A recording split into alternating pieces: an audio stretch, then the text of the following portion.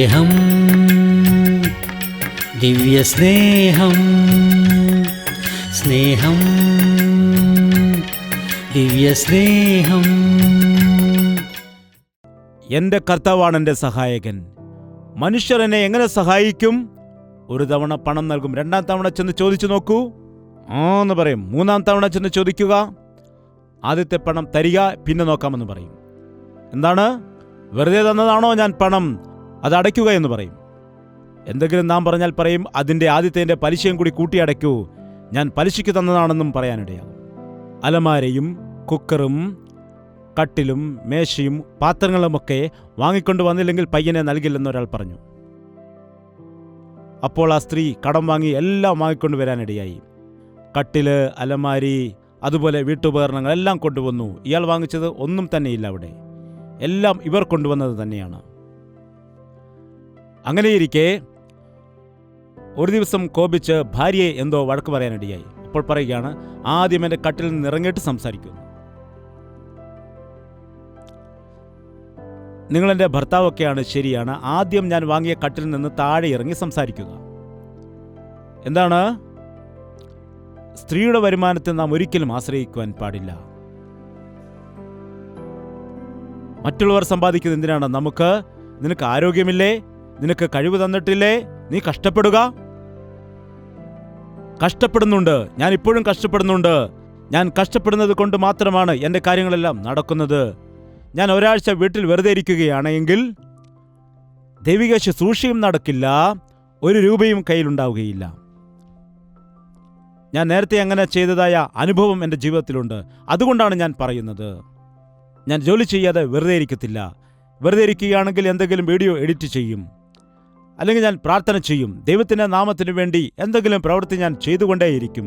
മനുഷ്യന് എന്തു ചെയ്യാൻ കഴിയും? എനിക്കാരും ജോലി വാങ്ങി തന്നിട്ടില്ല, എന്നെ ആരും പഠിപ്പിച്ചിട്ടില്ല, എന്നെ ആരും ജീവിതത്തിൽ സഹായിച്ചില്ല. ഞാൻ എന്താണ് ഇപ്പോൾ ചെയ്യേണ്ടത്?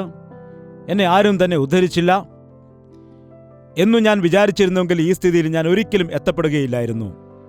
എന്നെ ആരും സഹായിക്കുവാൻ ഇടവന്നില്ല. മറ്റുള്ളവർ എന്തെങ്കിലും കുറച്ച് പണം തന്നിട്ട് ബൈ ബൈ പറഞ്ഞിട്ട് പോകും.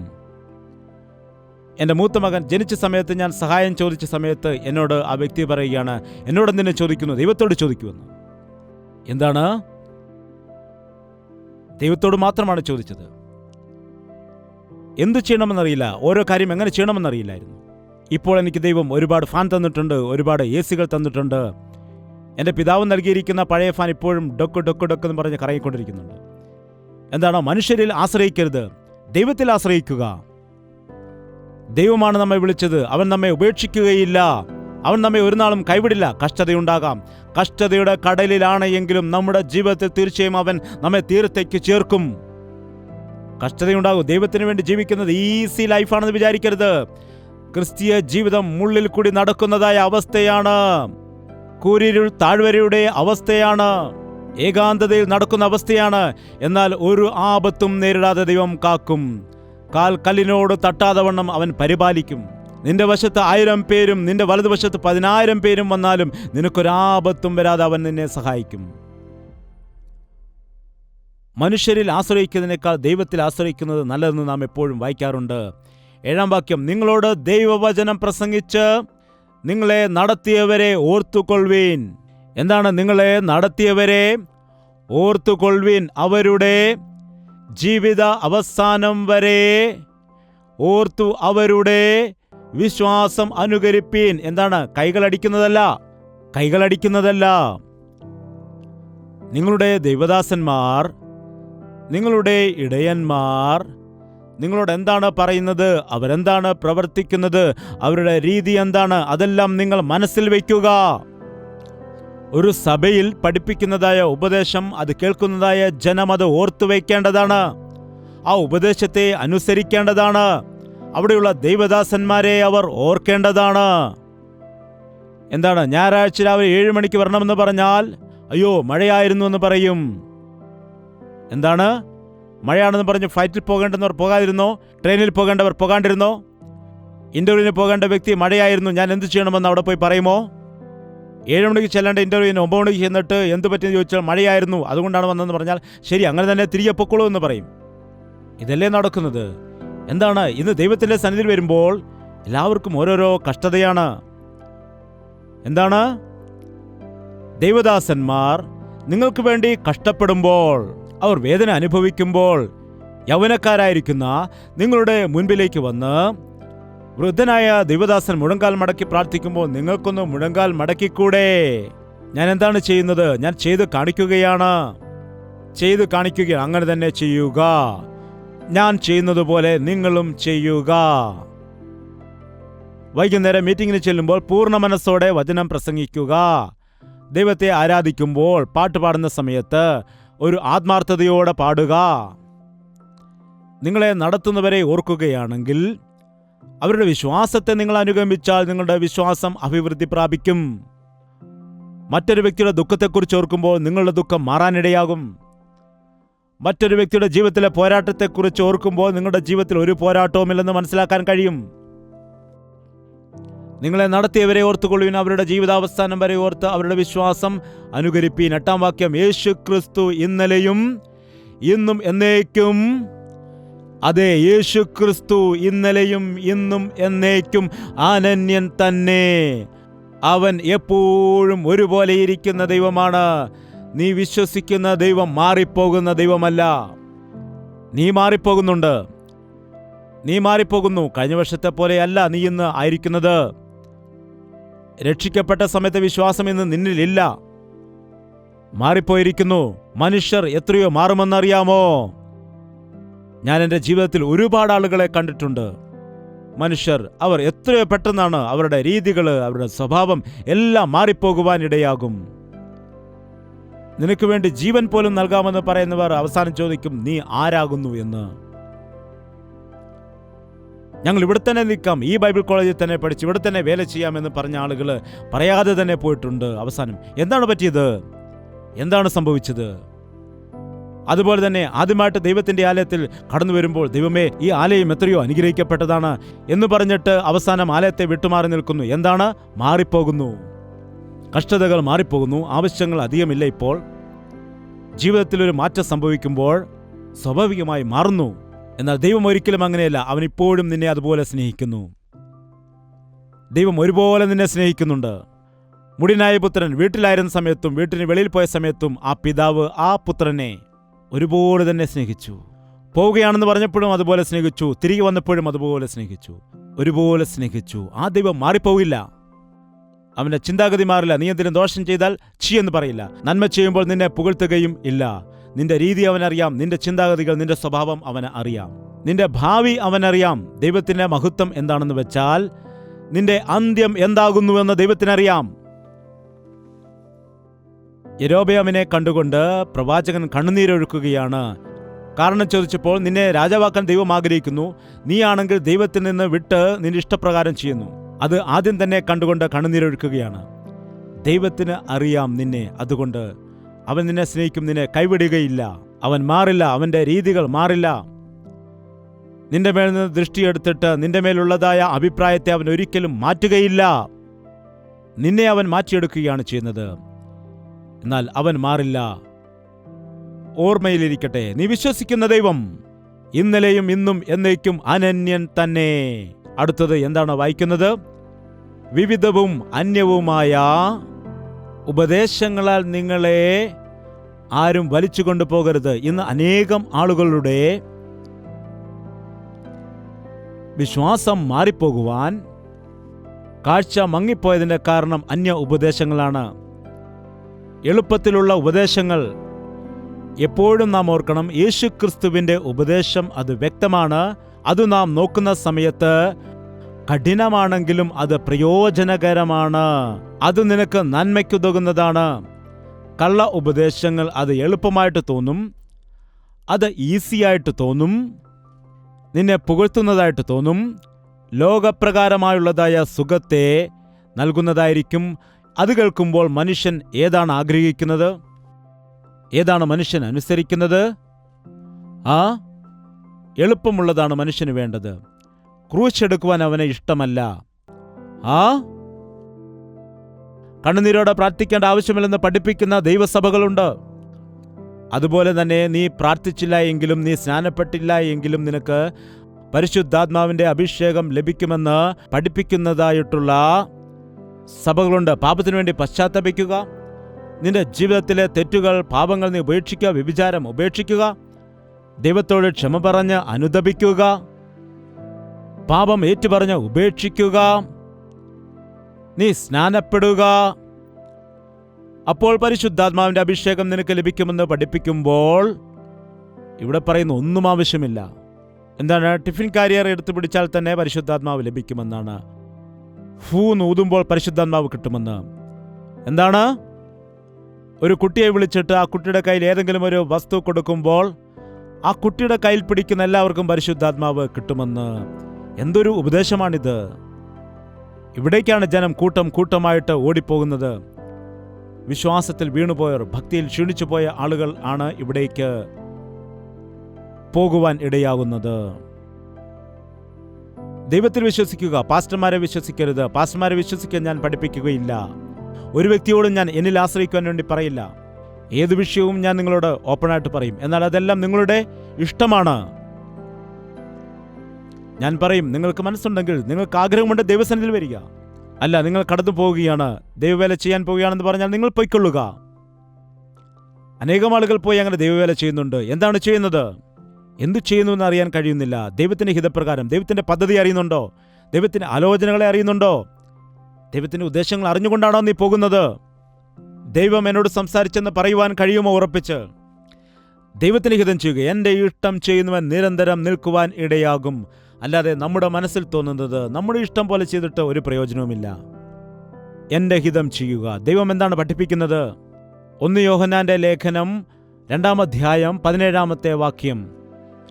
ലോകവും അതിൻ്റെ മോഹവും ഒഴിഞ്ഞു പോകുന്നു, ദൈവേഷ്ടം ചെയ്യുന്നവനോ എന്നേക്കും, അതായത് ഈ ഭൂമിയിലും സ്വർഗത്തിലും അവൻ നിൽക്കും. നമ്മുടെ ഭക്തി ലോകം പുകഴ്ത്തുന്നതല്ല, ദൈവം പുകഴ്ത്തുന്നതായിരിക്കണം. ലോകത്തിൽ വലിയ പേരൊക്കെ എടുത്തിട്ട് സ്വർഗത്തിൽ ചെല്ലുമ്പോൾ നീ ആരാണെന്ന് എനിക്കറിയില്ല എന്ന് കർത്താവ് പറഞ്ഞാൽ അത് എന്ത് പ്രയോജനം? ലോകത്തിൽ പേരും പ്രശസ്തിയും എടുത്ത് ഒരുപാട് കാര്യങ്ങൾ ചെയ്തിട്ട് സ്വർഗത്തിൽ ചെല്ലുമ്പോൾ ആ ചെയ്ത പ്രവൃത്തിയെല്ലാം കത്തി അഴിഞ്ഞു പോകുന്നതാണെങ്കിൽ എന്ത് പ്രയോജനം?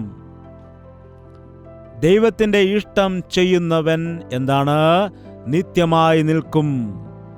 നിന്റെ ജീവിതത്തെക്കുറിച്ച് ദൈവത്തിന്റെ ഇഷ്ടം എന്താണ്? അത് നീ ദൈവത്തോട് ചോദിക്കുക. കഴിഞ്ഞിടയ്ക്ക് വിജയവാഡയിലുണ്ടായിരുന്ന യൂത്ത് മീറ്റിംഗിൽ ഞാനൊരു ചോദ്യം ചോദിക്കാനിടയായി. അവിടെ ഉണ്ടായിരുന്ന യൗവനക്കാരോട് ദൈവത്തിന്റെ ഹിതം എന്താണെന്ന് നിങ്ങൾ ചോദിച്ചിട്ടുണ്ടോ? അപ്പോൾ 99% പേർക്കും അതറിയില്ല. നിനക്കറിയാമോ നിന്നെക്കുറിച്ചുള്ള ദൈവത്തിന്റെ പദ്ധതി എന്താണെന്ന് അറിയാമോ? അമ്മയുടെ ഉദരത്തിൽ ഉരുവാകുന്നതിന് മുൻപ് തന്നെ നിന്നെ അവൻ കണ്ട ദൈവമാണ്. നിന്നിൽ അവൻ ചില പ്രത്യേകതകൾ, നിന്നിൽ ചില ടാലന്റുകൾ അവൻ തന്നിട്ടുണ്ട്. അത് എന്താണെന്ന് നിനക്ക് അറിയാമോ? ഒരാൾ പറഞ്ഞു, ഞാൻ അങ്ങനെ ചിന്തിച്ചിട്ടില്ല. എന്തിനാണ് അങ്ങനെ ചിന്തിക്കുന്നത്? നിന്നിൽ ദൈവം എന്താണ് തന്നിരിക്കുന്നത്? നിന്റെ ജീവിതത്തിൽ അവൻ തന്നിരിക്കുന്ന പ്രത്യേകത എന്താണെന്ന് നീ വ്യക്തമായിട്ട് അറിയണം. എങ്ങനെയാണ് നിന്റെ താലന്തുകളെ മനസ്സിലാക്കുന്നത്? നീ ഏതാണ് ഇഷ്ടപ്പെട്ടുകൊണ്ട് ചെയ്യുന്നത്, സംതൃപ്തിയോടെ ചെയ്യുന്നത്? അതാണ് നിനക്ക് തന്നിരിക്കുന്ന ദൈവത്തിന്റെ താലന്ത്. അത് പ്രസംഗമാകട്ടെ, പാട്ടുപാടുന്നതാകട്ടെ, മാനേജ്മെന്റ് ചെയ്യുന്ന കാര്യം ആകട്ടെ, അത് നീ വ്യക്തിപരമായി ചെയ്യുന്ന വിഷയം ആകട്ടെ, അത് മറ്റുള്ളവരെ സഹായിക്കുന്ന കാര്യമാകട്ടെ, അതിഥി സൽക്കാരം ചെയ്യുന്നത് ആകട്ടെ, അത് ദൈവം നിനക്ക് നൽകിയതാണ്. അതെന്താണെന്ന് നീ വ്യക്തമായിട്ട് തിരിച്ചറിയണം. ജനങ്ങൾ നിന്നെ പുകഴ്ത്തുന്ന സമയത്ത് നീ നല്ലവണ്ണം പാടുന്ന വ്യക്തിയാണ്, നല്ലവണ്ണം പ്രസംഗിക്കുന്ന വ്യക്തിയാണ്, അതുപോലെ നീ മറ്റുള്ളവരെ സഹായിക്കുന്ന വ്യക്തിയാണ് എന്നൊക്കെ പറയുമ്പോൾ അത് നീ വ്യക്തമായിട്ട് തിരിച്ചറിയേണ്ടതാണ്.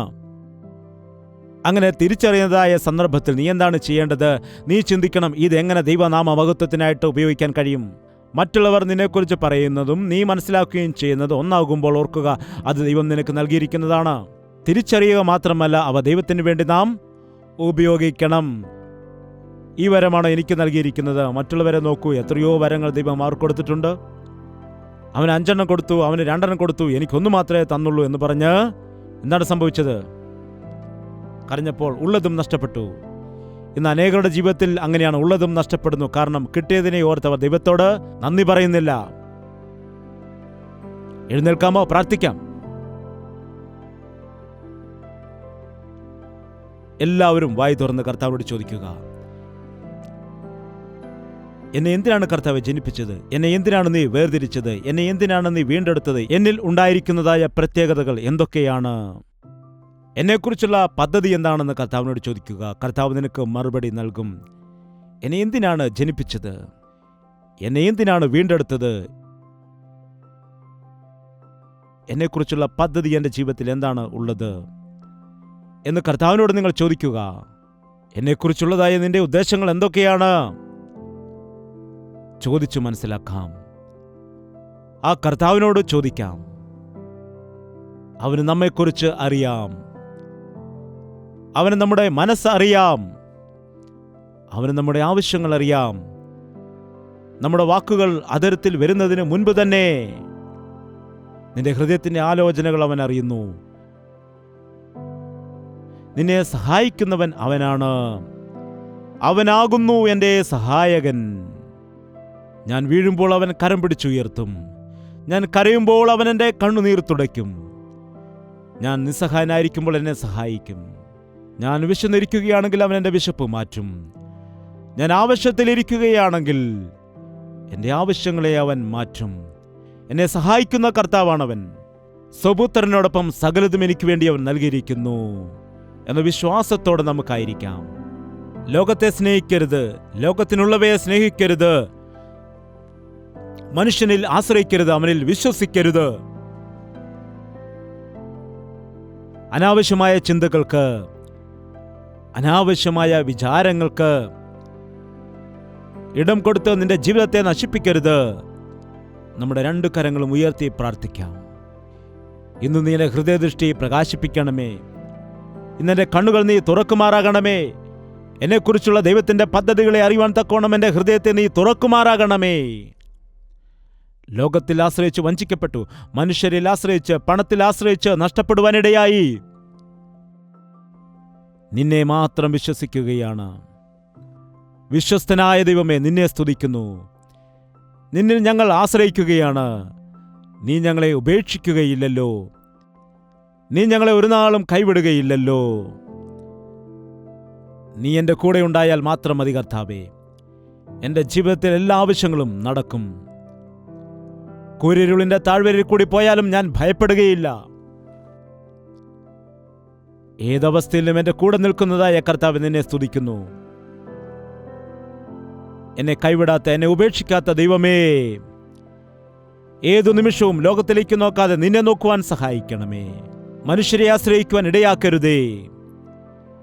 പെറ്റ് തള്ള മറന്നാലും ഞാൻ നിന്നെ മറക്കില്ല എന്ന് പറഞ്ഞു. മാതാവ് ഉപേക്ഷിച്ചാലും ഉപേക്ഷിക്കുകയില്ല എന്ന് പറഞ്ഞു.